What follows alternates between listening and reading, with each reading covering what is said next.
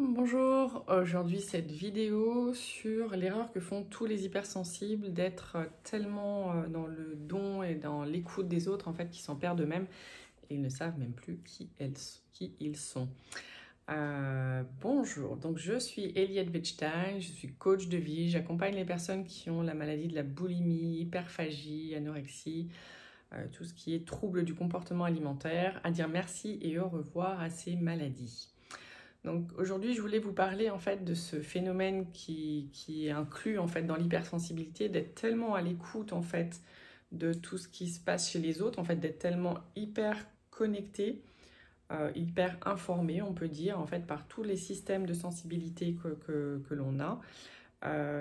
En fait, les personnes hypersensibles se sont perdues en fait d'elles-mêmes, c'est-à-dire qu'elles sont tellement à écouter tout le monde et tellement adaptables en fait pour que chacun, pour devancer même parfois ce dont ont besoin les gens, etc. autour d'eux, qu'elles ne savent même plus en fait qui elles sont et ce dont elles ont envie et besoin elles-mêmes.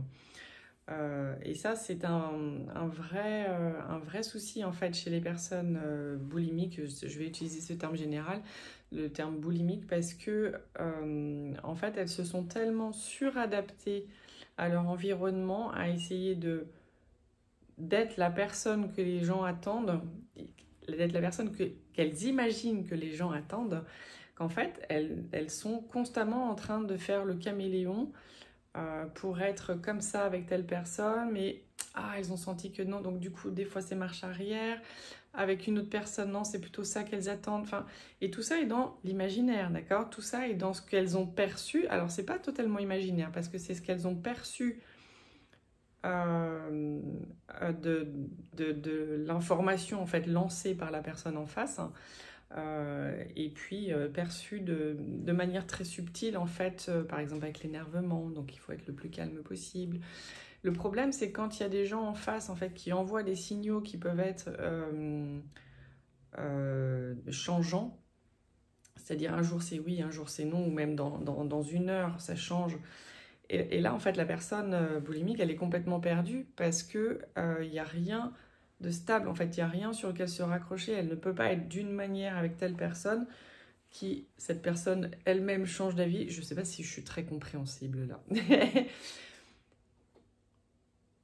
Des personnes stables, c'est-à-dire qu'il y a une certaine régularité en fait sur leur manière d'être et leur manière d'interagir avec les gens. Il y a des personnes qui sont un petit peu moins stables et et elles le font pas consciemment, hein, elles aussi, elles ont des blessures, des choses à régler, etc. Mais du coup, elles peuvent aller bien d'un coup, être sympathiques, être agréables dans la relation, etc. Puis tout d'un coup, pouf, on ne sait pas pourquoi, ils en ont marre. Et là, ça va plus. Mais ils peuvent refaire rigoler les quelques minutes d'après. Puis tout d'un coup, en avoir marre. Donc en fait, la personne boulimique qui, elle, se calque en fait sur l'attente des autres, là, elle est complètement perdue. Et donc, plus vous avez accès en fait à des personnes comme ça, moins vous pouvez trouver vos marques et plus vous vous perdez. Et puis, certaines personnes s'éteignent complètement parce qu'à ne pas savoir comment se positionner en fait par rapport à l'extérieur, préfèrent soit tout couper, soit souvent c'est quand même tout coupé, et d'où la nourriture en fait qui permet de compenser. Voilà, une explication en fait sur l'adaptabilité en fait aux personnes qui sont autour. Quand c'est des personnes saines, c'est cool, même si elle ne sait toujours pas qui elle est, mais au moins elle peut se définir par rapport à quelqu'un. Quand c'est des personnes qui sont moins stables, et ben là du coup ça devient vraiment compliqué. L'intérêt, parce que je vais quand même vous donner une solution, l'intérêt, surtout l'exercice et tout le travail qui est à faire, c'est de revenir à l'intérieur de soi. C'est de se poser vraiment des questions sur qu'est-ce que j'aime, qui je suis. Alors bien sûr, vous n'en savez rien, d'accord, au départ, mais déjà de se poser la question et de laisser venir la réponse, d'accord? Se poser la question, mais pas vouloir absolument une réponse là sur l'instant, mais au moins, qu'est-ce que j'aime? D'ouvrir en fait le champ des possibles pour trouver ça. Qu'est-ce que j'ai envie de faire et pas juste qu'est-ce que l'autre a envie de faire et vous suivez. Qu'est-ce que moi j'ai envie de faire? Qu'est-ce qui me fait du bien à moi? Qu'est-ce que j'ai envie de manger? Oui, même cette question-là en fait, parce que vu que vous ne fonctionnez que par impulsion, par pulsion même, en fait, vous ne savez même pas ce dont votre corps a besoin et envie. Donc, c'est d'ouvrir en fait le champ des possibles, d'ouvrir la possibilité aux réponses d'arriver jusqu'à vous. Ça, c'était vraiment le premier passage. Et puis, faire des choix. Et à vraiment poser des choix. Alors, qu'est-ce que j'ai envie de faire, par exemple? Vous en savez rien du tout au départ. Moi, honnêtement, quand on me demande qu'est-ce que tu as envie de faire, à part lire et regarder une série et dormir, à un moment donné, il n'y avait rien d'autre que j'avais envie de faire. Mais c'est important de vous poser cette question et de faire un choix. Pourquoi? Parce que au fur et à mesure, vous allez tester. Donc, qu'est-ce que j'ai envie de faire? Aller faire une balade. Vous allez faire la balade. Et puis, là, vous vous demandez, ok, ressentez dans le corps, est-ce que c'était agréable déjà? Est-ce que c'était réellement ça dont vous aviez besoin?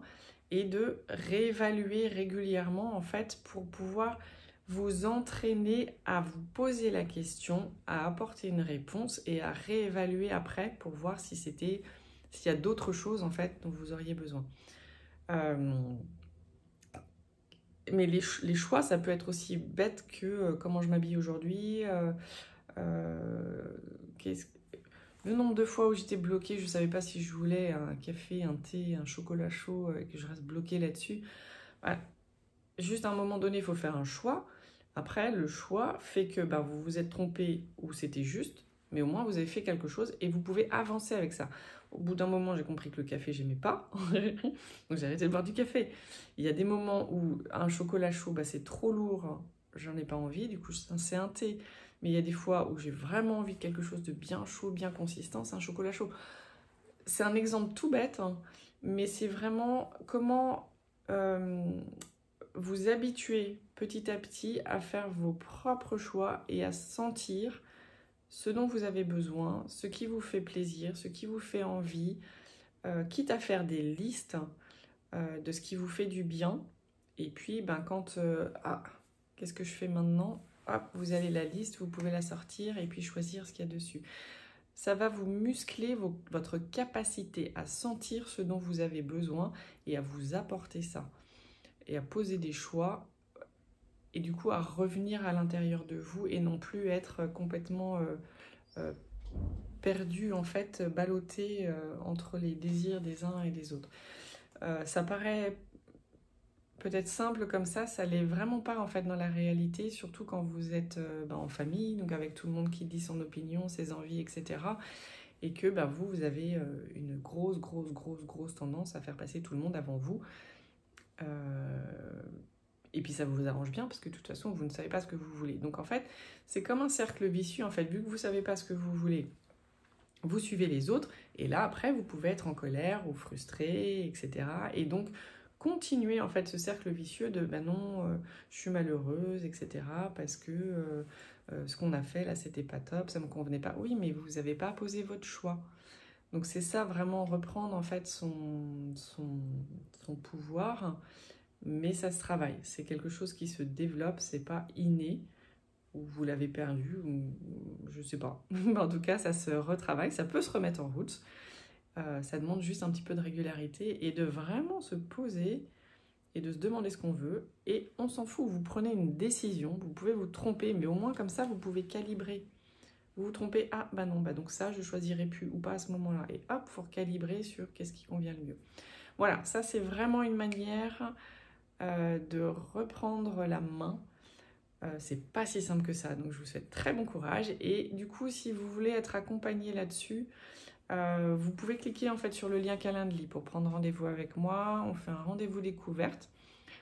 Donc c'est 45 minutes où on fait connaissance, on fait le point sur là où vous en êtes avec votre maladie et puis on voit ensuite la meilleure manière de vous accompagner pour dire merci et au revoir à cette maladie. Belle journée!